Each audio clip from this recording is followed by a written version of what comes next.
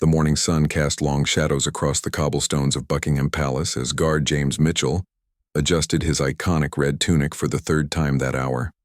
He had been standing motionless at his post for 45 minutes, his black bearskin hat adding nearly 2 feet to his already impressive height. The weight of tradition rested heavily on his shoulders, just like the ceremonial uniform that had remained unchanged for centuries. James had dreamed of this moment since childhood. Growing up in a small village outside London, he would watch the changing of the guard on television, mesmerized by the precision and dignity of these elite soldiers. After years of rigorous military training and passing countless tests, he had finally earned his place among the Queen's Guard. Today marked his first official duty at the palace gates. The rules were crystal clear and had been drilled into him during weeks of preparation. Never break character. Never speak unless absolutely necessary. Never react to tourist provocations. These guards were not mere tourist attractions. They were active military personnel responsible for protecting the royal family and their residences. Each carried a loaded rifle and possessed the authority to detain anyone who posed a threat. As the morning progressed, curious visitors began gathering around the palace gates. James could see them from the corner of his eye, phones already raised, and cameras clicking. Most tourists maintained a respectful distance, snapping photos while admiring the spectacle of British pageantry.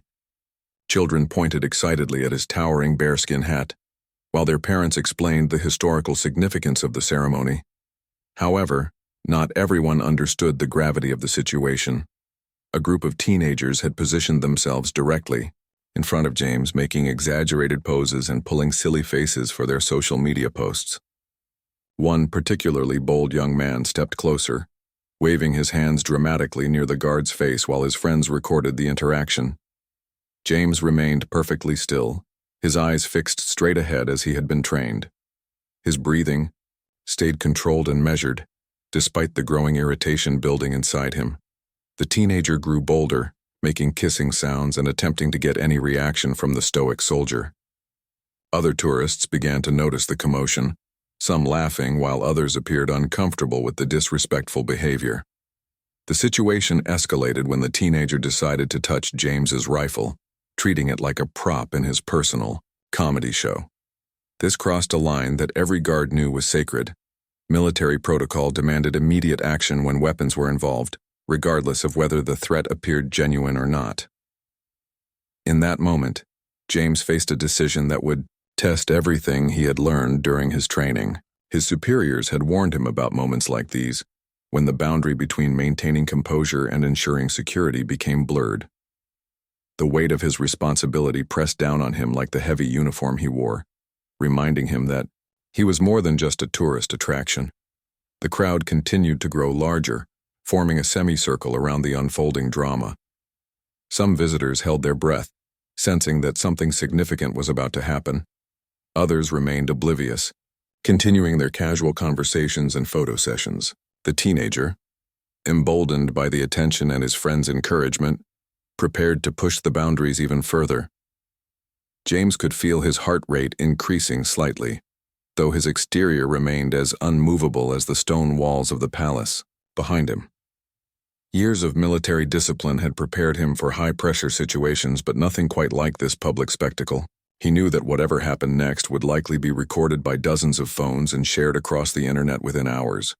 The morning air grew tense with anticipation, as both guard and tourists stood locked in a silent battle of wills, neither fully understanding how quickly the situation could change. The teenager's hand moved closer to James's bayonet, his fingers just inches away from the polished steel. In military training, this scenario had been covered extensively.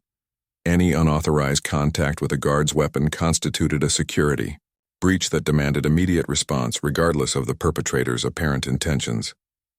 James exploded into action with lightning speed that shocked everyone present.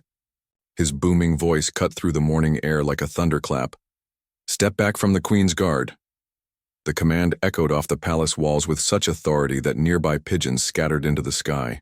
The teenager jumped backward so quickly, he nearly tripped over his own feet, his face draining of color as the reality of his actions finally hit him. The transformation was incredible to witness. One moment, James had been a silent statue, and the next, he embodied every ounce of military precision and power his training had instilled. His voice carried the weight of centuries of royal protection, reminding everyone present that they were dealing with elite soldiers, not costumed entertainers. The crowd fell completely silent.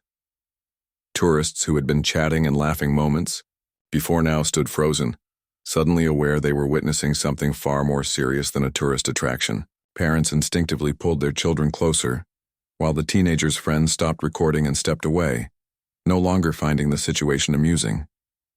James maintained his aggressive stance for several more seconds, his eyes locked onto the troublemaker with an intensity that needed no translation.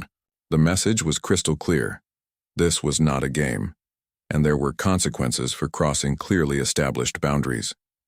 His chest rose and fell with controlled breathing as he assessed whether further action was necessary.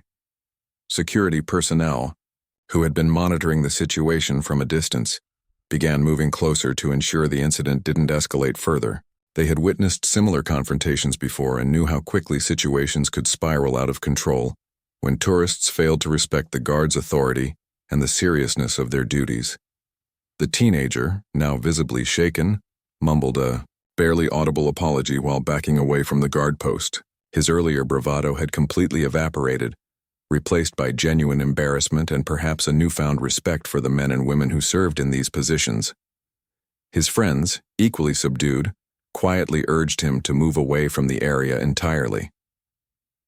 James slowly returned to his ceremonial position, his movements deliberate and controlled.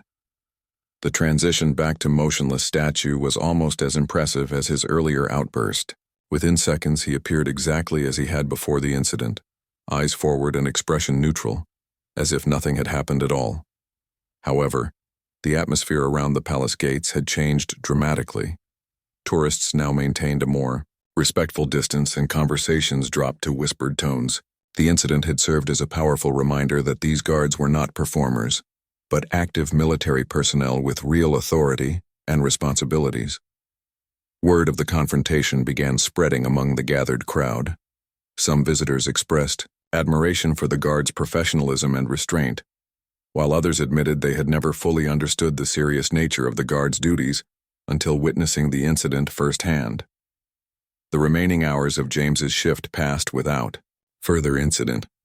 Tourists continued to visit and take photographs, but they did so with noticeably more respect and awareness.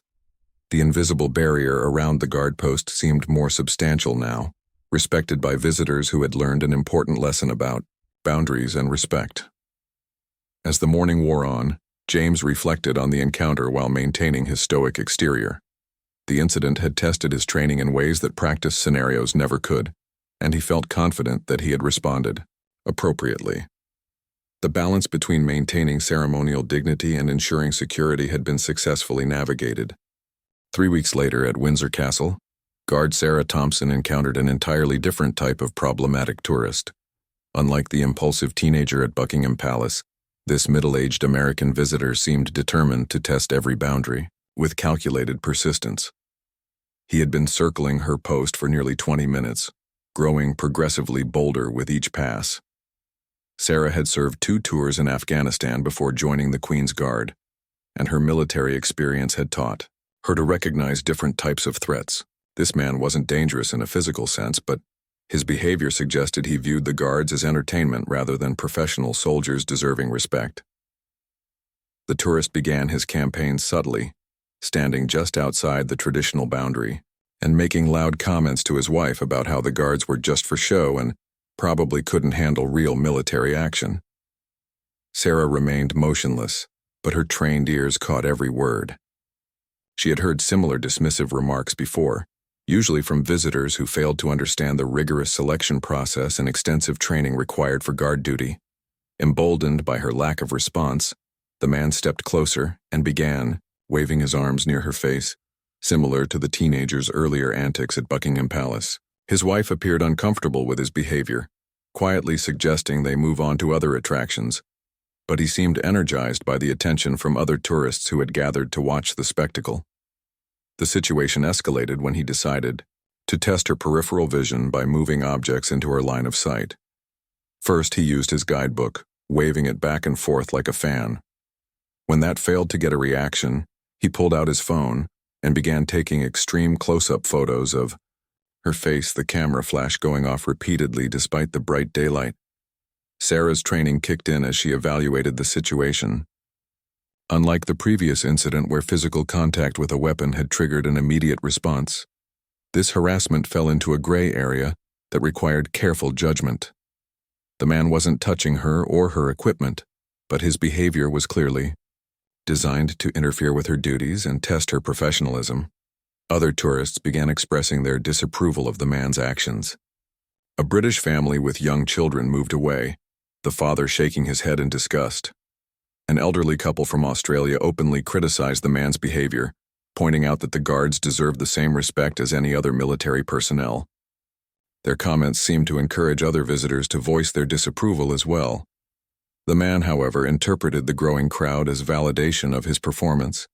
He began making exaggerated military salutes and marching in place, creating what he apparently considered a comedic routine. His wife looked increasingly embarrassed, tugging at his sleeve and whispering urgent pleas for him to stop. Sarah faced a complex decision. Her orders were clear about maintaining composure, but they also emphasized the importance of maintaining the dignity of her position and the institution she represented. The man's behavior was becoming a spectacle that detracted from the solemnity and respect that royal sites demanded. The turning point came when he decided to imitate her stance, positioning himself directly beside her in an exaggerated military pose while his wife reluctantly took photos. This mockery of her military bearing crossed a line that went beyond simple tourist enthusiasm into outright disrespect for her service and sacrifice.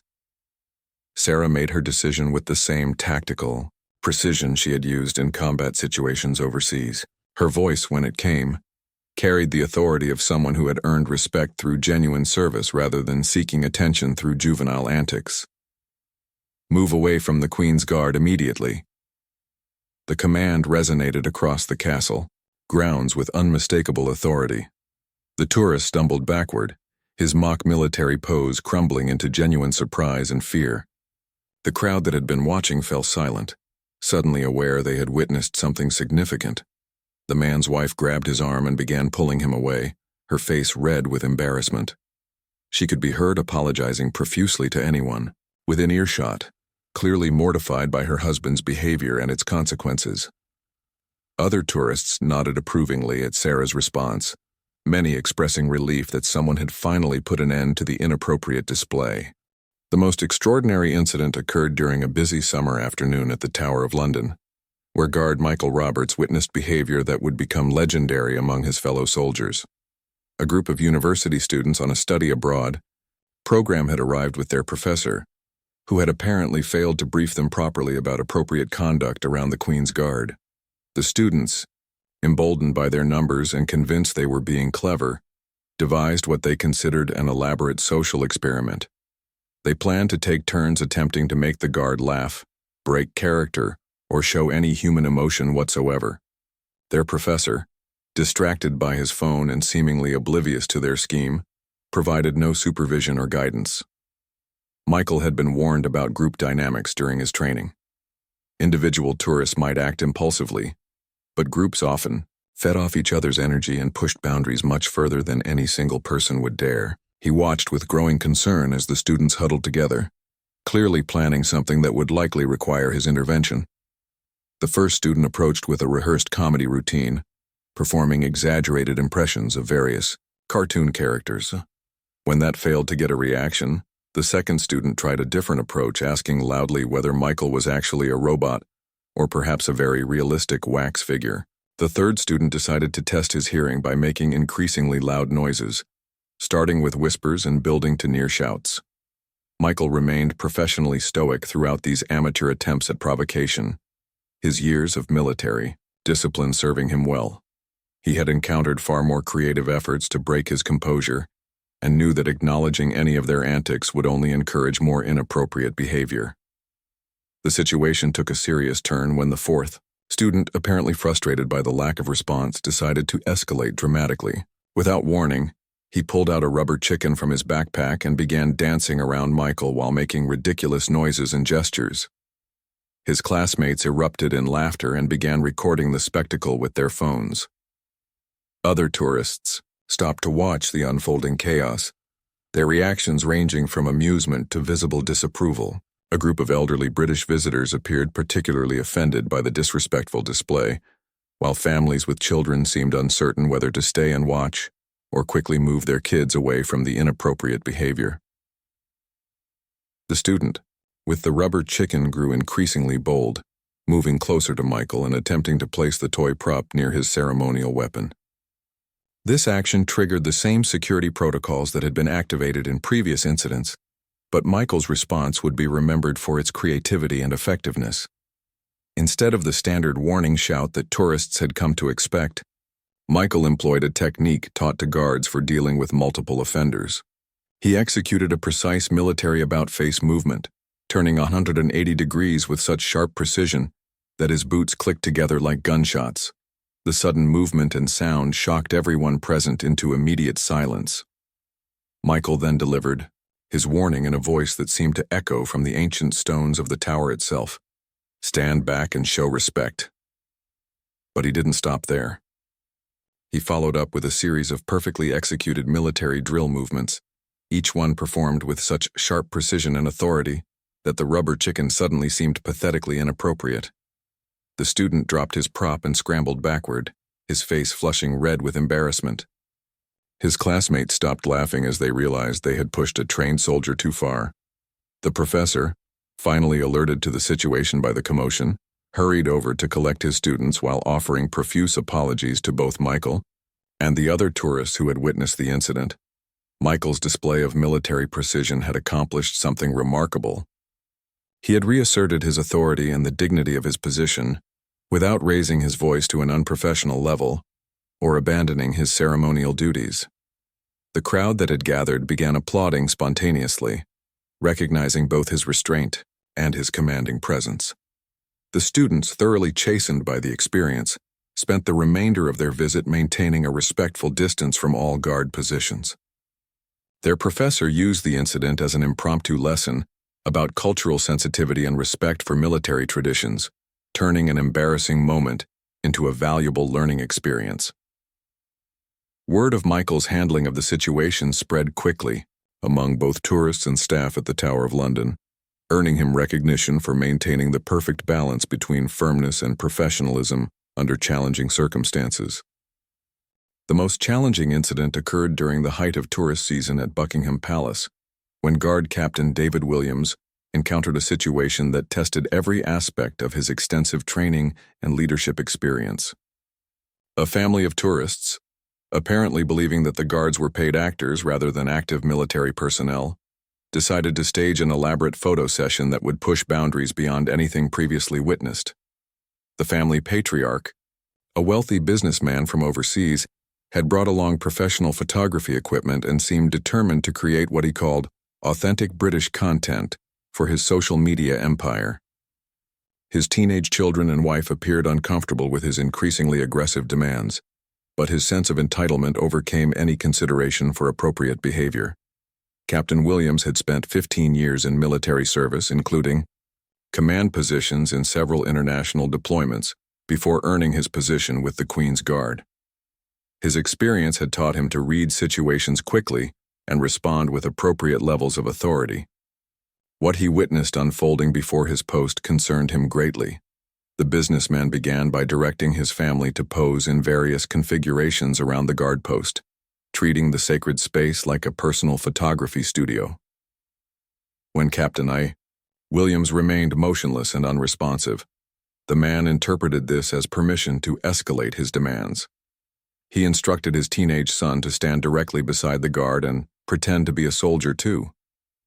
The situation deteriorated rapidly when the businessman decided that his photos needed more interaction with the guard.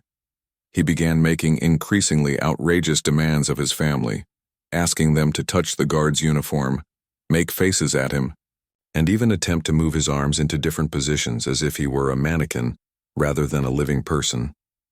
Captain Williams felt his military training conflicting with his ceremonial duties in ways he had never experienced before. The family wasn't technically threatening him or his equipment, but their behavior demonstrated such complete disrespect for military tradition and royal protocol that intervention seemed inevitable. Other tourists began gathering to watch the spectacle, their reactions revealing a clear divide. Some visitors appeared entertained by what they perceived as harmless fun, while others looked visibly uncomfortable with the family's treatment of the guard. Several British tourists could be heard making critical comments about the inappropriate behavior. The businessman, emboldened by what he mistook for audience approval, decided to push his demands even further. He instructed his wife to stand behind the guard and make bunny ears with her fingers above his bearskin hat, while their daughter pretended to hug his arm. The family reluctantly complied with his directions, though their discomfort was evident to everyone watching. Captain Williams reached his breaking point when the man demanded that his son attempt to borrow the guard's rifle for a photo. This request crossed every conceivable line of military protocol and security procedure. The rifle was not a prop, but a functional weapon carried by an active duty soldier responsible for royal protection. The captain's response demonstrated why he had earned his rank and position. Rather than simply shouting a warning, he employed a technique reserved for the most serious breaches of protocol. He performed a complete rifle inspection drill, moving through each step with mechanical precision, while his voice carried across the courtyard with unmistakable authority. "Present arms," he commanded to himself, executing the movement flawlessly. "Inspection arms." The metallic sounds of his rifle being manipulated with military precision echoed off the palace walls. Each movement was performed with such sharp authority that everyone present understood they were witnessing a demonstration of real military capability, not theatrical performance. The businessman's family immediately stepped away from the guard, their faces reflecting a mixture of embarrassment and newfound respect. The man himself appeared stunned by the display, perhaps finally realizing that he had been treating a trained soldier like a tourist attraction rather than a professional deserving of respect. Captain Williams completed his drill and returned to his ceremonial position, but the message had been delivered with crystal clarity. The gathered crowd began dispersing, many visitors nodding approvingly at his handling of the situation. The businessman quickly packed up his photography equipment and led his family away, offering what appeared to be genuine apologies as they departed. The incident became a teaching moment for everyone present, demonstrating the fine line between tourist enthusiasm and disrespectful behavior, while showcasing the professionalism and restraint that defined the Queen's Guard. The final and most memorable incident occurred during a rare state visit when international dignitaries were present at Buckingham Palace. Guard Lieutenant Emma Foster found herself dealing with not just inappropriate tourist behavior, but a situation that could potentially create diplomatic complications if not handled with extraordinary skill and precision. A group of foreign journalists, covering the state visit, had apparently misunderstood their media permissions and believed they were entitled to unlimited access to photograph the guards. Their press credentials had given them confidence that normal rules didn't apply to them, leading to increasingly aggressive behavior as they competed for unique angles and exclusive shots. Lieutenant Foster had been specifically chosen for this high-profile assignment due to her exceptional record and ability to maintain composure under extreme pressure. She had served with distinction in several international peacekeeping missions and earned commendations for her diplomatic skills. In sensitive situations, today would test every aspect of her training and experience. The journalists began by positioning themselves strategically around her post, using professional equipment to capture detailed photographs from multiple angles. Initially, their behavior remained within acceptable bounds, but the competitive nature of their assignment soon pushed them beyond appropriate limits. The first boundary violation occurred when one journalist decided he needed a specific lighting angle and began using a reflector to redirect sunlight onto Lieutenant Foster's face. The bright light was not only uncomfortable but potentially dangerous, as it could impair her ability to monitor her surroundings for genuine security threats. When she remained professionally motionless, despite the obvious discomfort, a second journalist interpreted this as permission to escalate. He began directing his photographer to take extreme close-up shots, with the camera lens positioned just inches from her face. Flash photography, normally prohibited in such circumstances, began firing repeatedly as they competed for the most dramatic images. The situation reached a critical point when a third journalist decided that his story required action shots of the guard. He began making sudden movements and loud noises, hoping to capture her reaction or perhaps provoke the kind of dramatic response that would make headlines around the world. Lieutenant Foster faced an impossible dilemma. The presence of legitimate media credentials complicated her ability to respond as she would to ordinary tourists, but their behavior had clearly crossed into harassment territory. Additionally, the proximity of international dignitaries meant that any confrontation could potentially be misinterpreted or cause embarrassment to the royal household. Her solution demonstrated why she had been selected for such prestigious assignments. Rather than shouting commands that might create a scene during the sensitive diplomatic event, Lieutenant Foster employed a technique taught only to the most senior guards for handling delicate situations.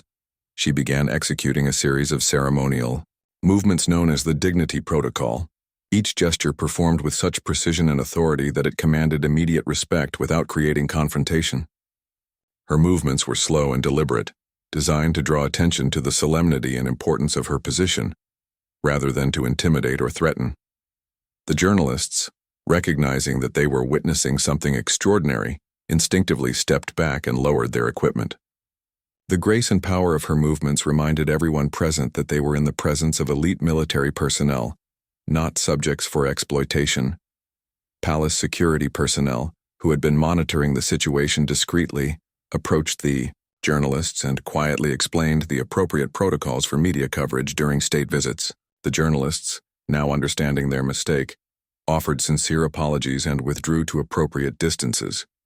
Lieutenant Foster's handling of the incident earned recognition from her superiors and became a case study in military academies. For managing complex situations requiring both strength and diplomacy, her ability to maintain dignity while asserting authority had prevented an international incident while preserving the respect and traditions of the Queen's Guard.